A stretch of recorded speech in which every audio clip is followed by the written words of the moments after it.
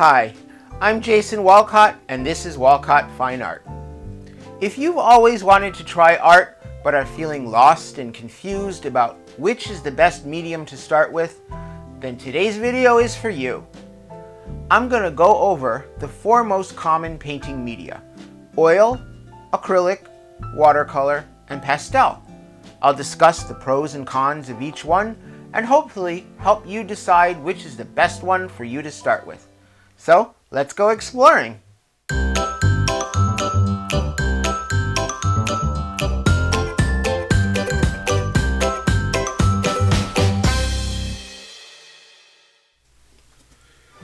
So, hello everyone, I'm glad that you joined me today. And before we get started, I want to send a shout out of thanks to one of my subscribers, Barbara Moore. She is the one who suggested the topic for this video, which I thought was a really excellent idea. So thank you, Barbara, for throwing out a great suggestion. So let's get started. Now, as I said in the introduction, if you have always wanted to try painting, but you've never done it before, and you're a little unsure about which medium you should try, I'm going to go over the 4 most popular ones today and give some pros and cons to each one and hopefully help you decide which one that you want to try and see if you like it. So let's start with oil paints, which is the most popular and the most common. And oil paints are pigments that are ground in oil, and that's what makes it an oil paint. And the most common oil that they use is linseed oil. Now, linseed oil is the same thing as flaxseed oil, which they sometimes use as a dietary supplement, but it's the same thing. It comes from the flax plant, and that's what it looks like by itself. It's just a clear, light yellow oil, and it will dry to a very hard and dry film, which is why it's perfect for making paint. So, because of the optical properties of the oil paint has a depth and a glow to it that's unmatched by any other medium. It's kind of hard to explain unless you look at it, but when you look at an oil painting side by side with another kind of painting, it becomes very clear that the oil painting has that glow and that depth to it. So one of the advantages of oil paint for beginners is it's considered to be the most forgiving of all the mediums, and it is forgiving because the oil paint tends to dry very slowly. It usually takes about a week or so for oil paints to dry fully. So for the first few days, while the paint is still wet, you can continue working with it. So the slow drying time gives you a chance to perfect areas, to go back in and fix mistakes, to change things that you don't like. And one of the advantages to that, slow drying time and the way oil works is it's great. Oil paint is great for getting these nice smooth blends between colors. So you see I've done a sample here between the light brown and the dark brown, and you can see I get that nice smooth transition, and I could even get that even smoother if I spent more time working on it. And that's hard to do with other mediums, so if you're a painter that loves to get those kind of smooth transitions between different colors and between light and shadow, then oil paint is the perfect medium for that, and it's pretty easy to do it. And it's also forgiving because of the slow drying time. Let's say I put something down here that I didn't like. It's really easy to just take your palette knife and just scrape it away, and then now there's still a little color on here, but it's still down to the canvas surface. So then, of course, you could go back in if you wanted to and just, paint right over that real easily. So for those reasons, it is a very forgiving medium, and it gives, beginners a chance to correct mistakes, to rework areas, to scrape it off and try again if there's something that you don't like about it. And the other thing that's great about the slow drying time is if you squeeze paint out on your palette like this, and let's say you squeeze some out and you're working and then you're done, you can leave that out overnight, and you'll come back the next day and the paint will still be usable. Or if you're gonna uh, go for a longer period of time without painting, you can just stick that in the freezer, and the cold air in the freezer will keep the oil paint from drying. So it remains, both the paint you squeeze out and any special mixtures you've made that you don't want to try to remix can be saved and used again for weeks and weeks sometimes if you put them in the freezer. So that's a great advantage to oil paint, is because of that it produces less waste. Now, the one drawback to oil paint, of course, is because it's oil based, it requires the use of thinners to clean it and thin the paint. And some of the solvents can be toxic, which is why oil painting sometimes has that reputation for being toxic, but it's not. The paint itself is not. It's the solvents. But as long as you use a good solvent, and this is a great one, it's called Gamsol, made by Gamblin. And this is a petroleum-based mineral spirit. It is absolutely 100% odorless. There's no smell. Unfortunately, when they make it odorless, that takes most of the toxic stuff out of it. So this is pretty safe stuff to use. But one of the drawbacks to using this is, of course, you have to buy it. And it can be a little bit expensive, usually between like $13 to $15 for a can this size. But a can this size will last you a fair amount of time, a number of months, so at least. So, and the slow drying time of oils sometimes can be, if it takes there's certain colors that do take a long time to dry, so sometimes that can be a little bit of an annoyance if it takes a week, 2 weeks, or 3 weeks to dry. So that gives you a little oversight of the pros and cons of oil. So just let's recap quickly. The pros of oil paints is they're very forgiving and easy to correct. It's easy to blend and to create smooth transitions between colors. The slow drying time means there's more time to work on areas, and that unused paint and mixtures can be kept for later. Oil paints dry the same color. There's no color shift between the wet and dry oil paint. And oil paint has a depth and a glow to it that other mediums do not. Some of the cons of oil paints are they require solvents for thinning and cleanup, which need to be purchased, like Gamsol. Some of the more expensive premium brands, like Vasari or Old Holland, can be expensive. And they require a primed surface to paint on. So you have to paint on canvas or canvas panel. Oil paints cannot be painted on paper because they'll destroy it ultimately and it will disintegrate. So just quickly before we move on, if you want to try your hand at oil painting and you're just starting out, I'll give you 2 brands of oil paint I recommend. Try either Gamblin or the Lucas 1862. These are both great brands. I also have a video exclusively on brands of oil paint, so you can watch that video as well. And I actually did not mention the Lucas in that video, but that is a great brand for beginners because it's cost effective and it's definitely artist quality. You can get the Lucas 1862 at Jerry's Artorama. And Gamblin is a very popular brand that's sold at almost every art supply company.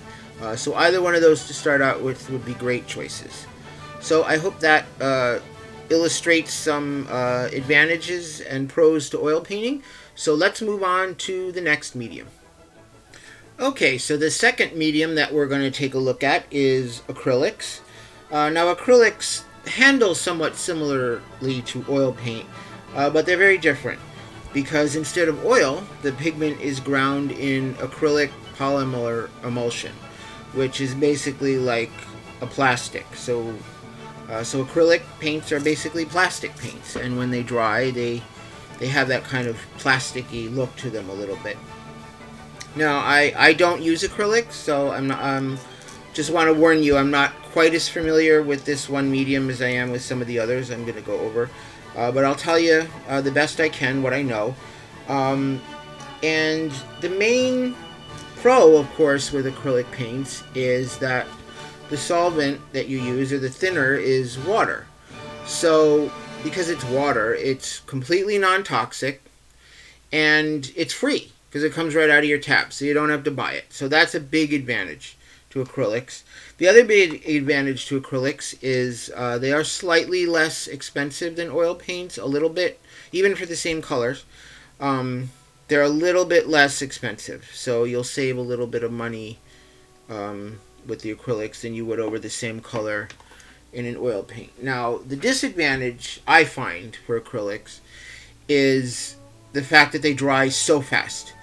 Like I just squeezed this color out here a minute or two before I started the video so I could paint this here, and it's already dry. So, or mostly dry. But yeah, see, it's already dry. So it's hard to work with acrylics because they dry so quickly. It's harder to get smooth blends. You can, but they don't really handle quite the same way as oil paints do. You'll see, as I'm mixing it here, you don't get that same blending effect that you get with the oil. I mean, you can do it, and expert artists that are familiar with acrylics can do it.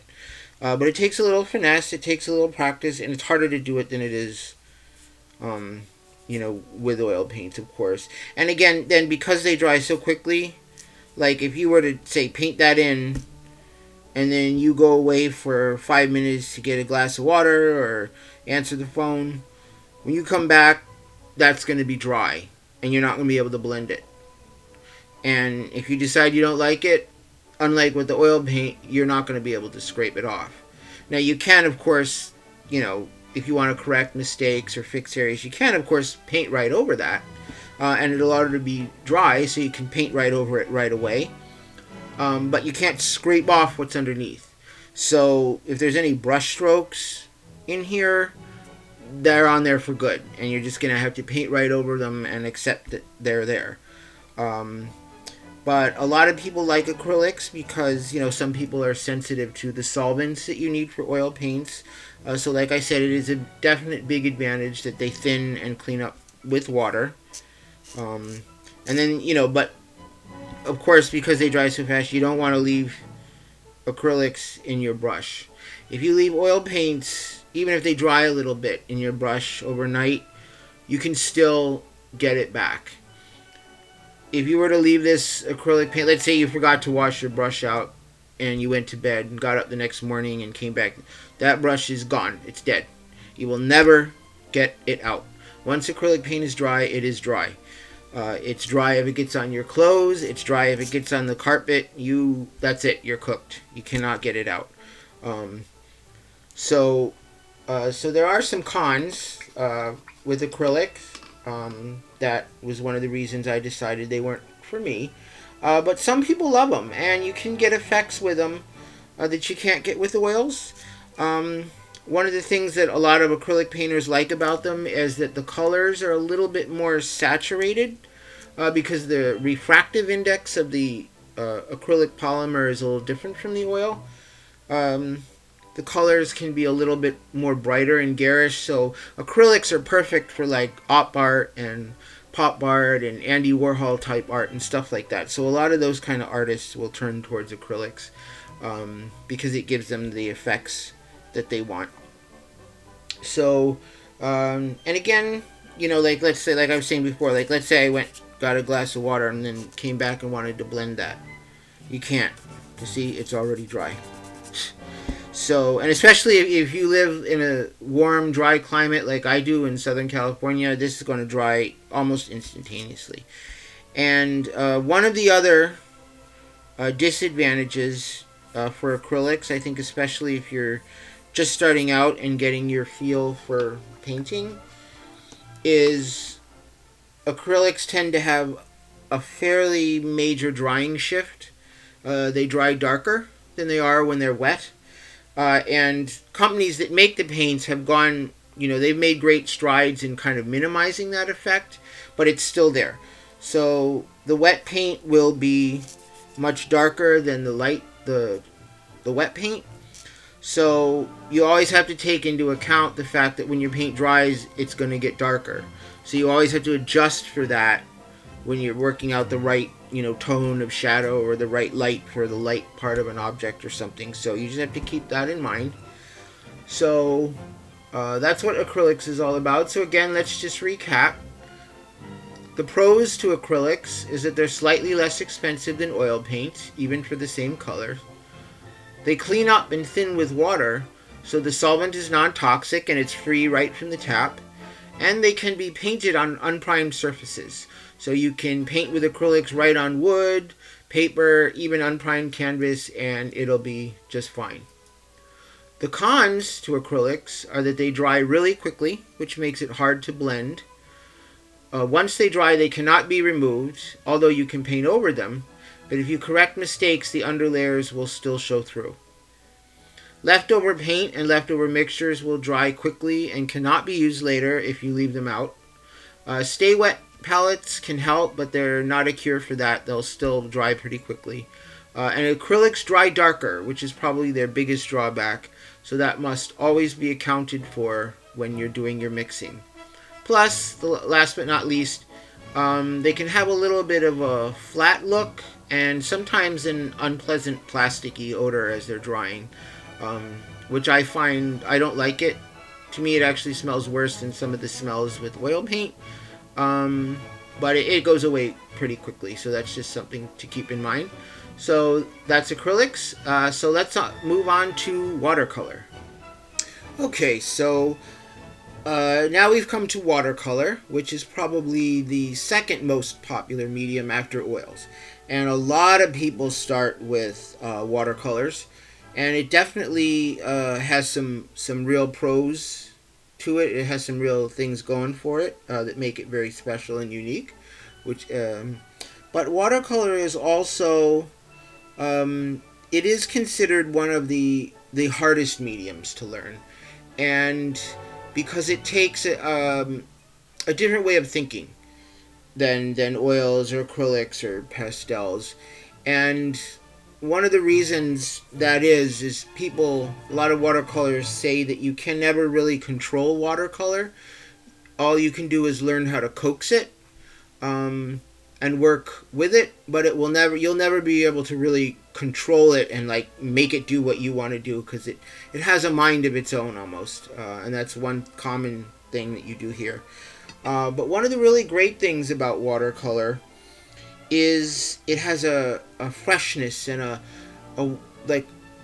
when somebody is really skilled with it, it has like a watery looseness to works that are painted in watercolor that's just really, really appealing. And I'll put an example up on the screen. This is one of my favorite watercolor artists, Tony Couch. I think he's really, really skilled with watercolor, and you can see in the painting what I'm talking about when it has that kind of like a liveliness to it, where you see the flow of the paint and the colors mingling together, and effects that you just could not get with oils or pastels, another medium like that's unique to watercolor. So one of the pros to watercolor is, again, they are a little bit less expensive than oils and other mediums. So a tube like this, is pretty reasonably priced. And the nice thing about that is not only is this tube reasonably priced, but watercolors, unlike other paints, are concentrated. So you squeeze a little bit out, that's not much paint that you've squeezed out of the tube, but that will thin down when you mix it with the water, and go a long, long way. So you can see just that little bit that I pulled out is making a really intense color. And the thing about watercolor that takes a while to learn, and I have not mastered it yet. For me, it's more of a hobby on the side. I'm still learning myself how to deal with watercolors. But the thing that's really important with watercolors is moisture and water control. And that's something that you just have to learn. You just have to learn with practice. And it does take a little bit of practice and time to pick up that skill. Now, again, another pro, just like acrylics, is you're using water to thin the paints and to clean up your brushes. So, water's free, it's completely non-toxic. Watercolor is probably one of the most hypoallergenic mediums.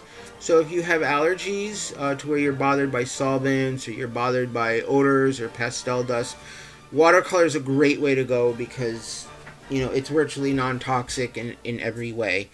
Um, and the other thing too is that's good about watercolor is it can be re-wetted if you need to in certain instances. So like this area is dry. If I wanted to go back into that with water and kind of get that going again, it takes a little bit of, but you can sometimes re-wet it to start, if you wanted to blend out or go back into an area, you can do that. And like watercolor, once it's dry on the palette, you can just put more water in it and it comes back to life again, and then you still use it. So unlike acrylics or oils, once watercolor is dry, you can still use it. So that's why they're able to make watercolor pans that are dry and the little cakes, because it always remains water soluble. And that's a great advantage to it, because watercolor is an excellent media for travel, because basically all you need for traveling is one of these little watercolor palettes, and a brush goes right in here, and then maybe just like a little travel sketchbook, and that's all you'd need for watercolor to travel with. So that's really convenient. So that's one of its definite pros. Now, again, I said like one of the disadvantages of watercolor is that quality it has, that it's hard to learn, and it takes a lot of practice to master it and to really get comfortable with it. And plus it requires more forethought, and you have to think backwards from the way you do with oils or acrylics, because oils, acrylics, and pastels, in those three cases, you can work dark to light.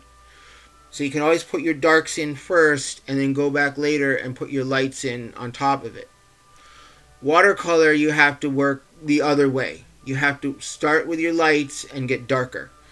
So it requires some planning, because if you have bright highlights in your painting, like I'll show you that in this Tony Couch painting again, you see the areas where the white buildings are brightly lit by the sun. Those white areas are bare paper. So the bare paper with no paint on it is your white. So you have to remember to preserve those areas and not cover them up. And then the areas that you want dark, you have to gradually build them up with layers and layers to increase the darkness. So it's a little bit of a different thought process. The other thing to remember with watercolor is it tends to dry lighter and less saturated than it does when it's wet. So if you want really intense saturated color, you'll probably have to put on a couple of extra layers. And because of its transparent quality, it's not as easy to make corrections. You can do it, but it requires a little bit of finagling to make mistakes. And probably the last disadvantage to watercolor is the most important thing for successful watercolor is buying good paper, and good paper can be expensive. The best brand on the market that's the most popular is probably Arches, the Arches paper, which is very expensive. There's also another brand that I like. I'll show it to you here. The Langton Prestige, made by Dale Rowney. It's 100% cotton. This is actually really good paper. And again, it comes in these small blocks, which is great for traveling. But this is a little bit more economically priced than the Arches paper. And for anyone who's ever wondered, it is pronounced Arches. A lot of people say Arches, but it is actually Arches. So I just tend to say it that way. But this is great paper. So, if you're not looking to spend too much money, that's a great one to start out with. But invest in good paper. Learning to paint is hard enough without fighting your materials. So it's always to buy the best that you can afford to start out with. So just to recap again, watercolor, the pros of watercolor is it's slightly less expensive for the paints than other medium. And the watercolor tubes are concentrated, so one tube will go pretty far. It can be re-wetted and worked if necessary in certain cases. And because the paint never dries, it can be reused. You can also squeeze out tubes into containers and make your own pans if you want to. It's excellent for travel because of the compact size of the pans, and you don't need a lot of equipment. Plus, it uses water to thin, which is non-toxic and free. So, and some of the drawbacks of watercolor are it's one of the hardest mediums to master and get really skilled with, and it can be harder to fix mistakes. It requires more forethought since you have to plan on saving the whites, and you have to think backwards in the process than you do from other medium. The most important material you'll need for successful watercolor, which is the paper, can be expensive. Plus, you always have to remember that it dries lighter and less saturated, so intense color must be built up in layers, and you have to remember that when you're painting. So, last but not least, let's move on to the final medium, which is pastel. Okay, so the last medium we'll look at today is pastels, which is actually a really great choice for beginners who've never painted before. And the reason that it's a great choice is, it's pretty, in terms of the equipment you need to buy, it's pretty simple. Basically, all you need is the pastels themselves and some paper. You don't need to worry about brushes, you don't need to worry about solvent, you don't need to worry about, thinners or brush cleaner containers or rags or any of the other stuff. You just need paper and a set of pastels to get started. And what pastels are is they're the same exact pigment that is used in oil paint, watercolor, whatever. And the only difference is with these, they mix it with just enough of a little bit of water and a tiny bit of a material called gum tragacanth to hold it together, and then it's rolled into a stick and allowed to dry. So basically what you're doing when you're painting with pastels, you can see you're painting with dry pigment, pure pigment. So the color in pastels is very, very saturated. And just like oil paints, there's nothing to dry here. So the color that you put down is the color that it will stay forever.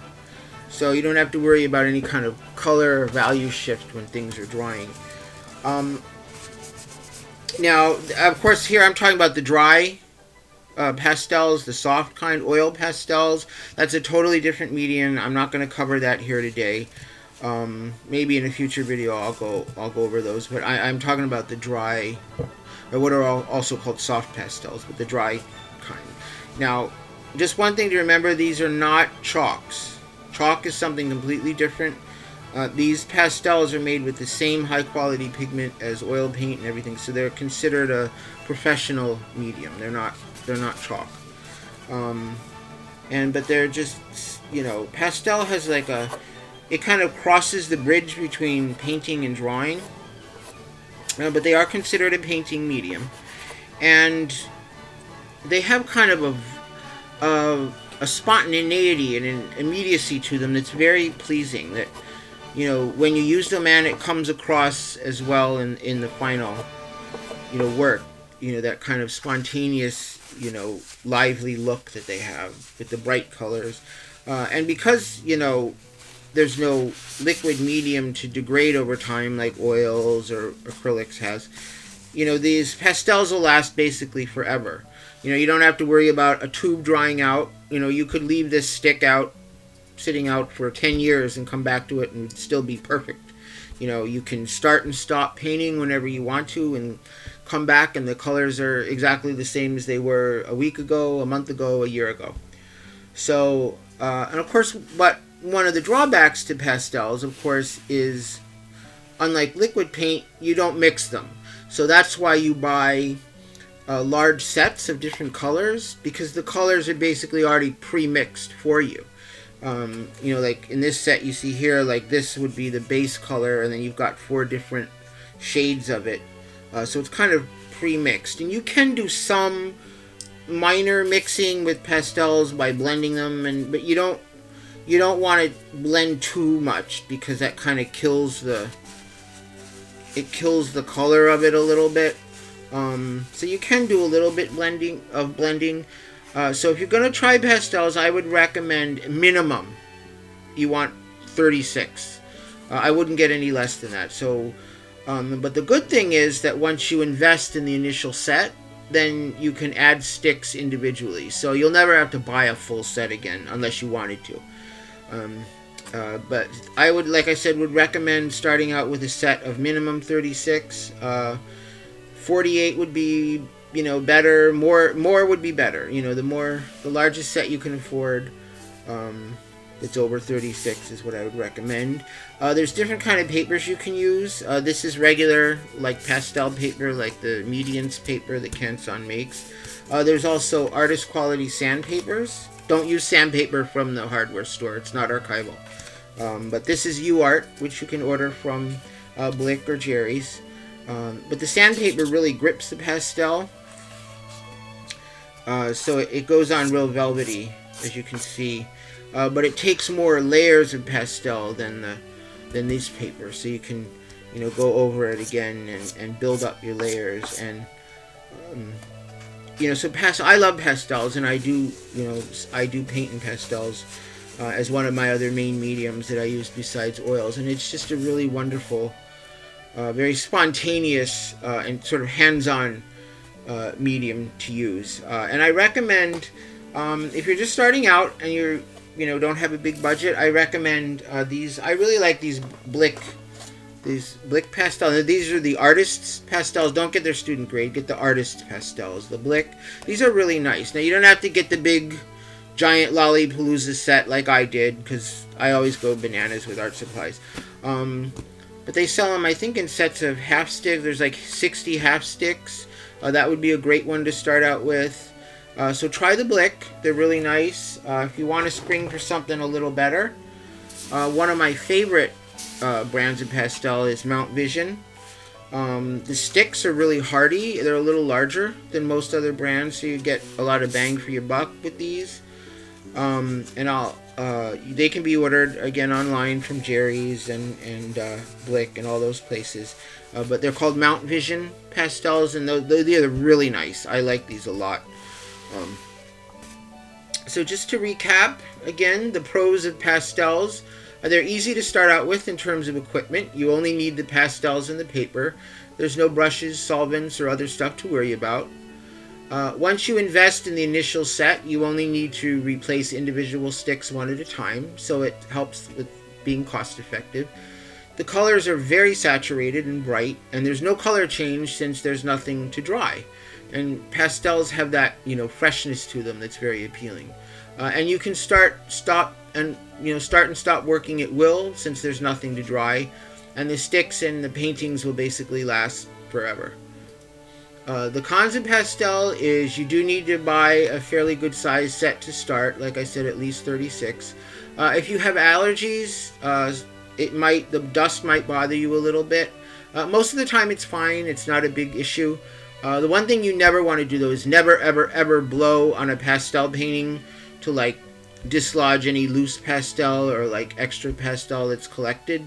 Don't ever do that, because that will launch it into the air, and it's not good to breathe it. So the best way to do that is simply to just take it outside and give it a couple gentle taps on the back, and that'll loosen up any pastel you don't want on there. And then they must be framed under glass or stored between sheets of glassine to prevent damage and smearing, since they don't dry to a hard film. They always remain workable because they're dry. They can get smeared, and just so you see it, this is glassine paper. You can again buy this at an art supply store. It's real shiny and slick, so the pastel won't stick to it. So if you don't frame your work, then you need to put this between your layers of paper that have pastel on them to prevent smudging and smearing. So anyway, that was your 4 main basic media. If you're just starting out and would like to try painting for the first time, I hope that the information I gave you in this video was helpful.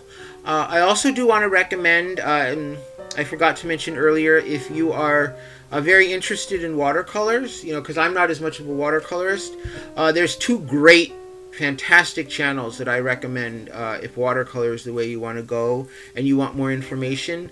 And those 2 channels are Angela Fair Her channel is excellent, and also The Mind of Watercolor, which is a channel by Steve Mitchell. Both of those are really, really fantastic watercolor channels, and I will put the links in the description below the video, so you can go and check those guys out. Anyway, it's impossible to cover everything I know in a half-hour video on all these mediums, so please feel free to shoot me any questions or any other information you want to know about getting started, and I'll be happy to answer them.